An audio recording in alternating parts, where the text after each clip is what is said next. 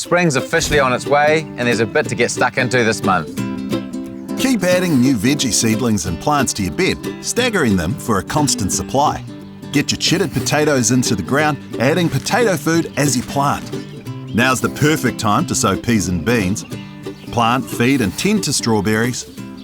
In warmer regions, plant some passion fruit or give existing vines a feed. For summer colour, get your sweet peas in this month. Same goes for sunflowers. And lastly, lavender also does well planted in September. For your maintenance, shelter young or sensitive plants from late frosts.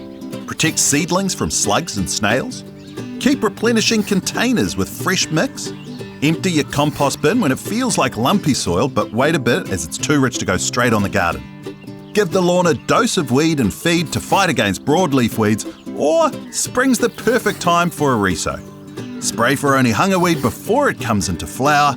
And finally, spray your stone fruit trees with copper fungicide and conqueror oil to protect from leaf curl. The garden's about to be in full bloom. A bit of extra work now will be well worth it.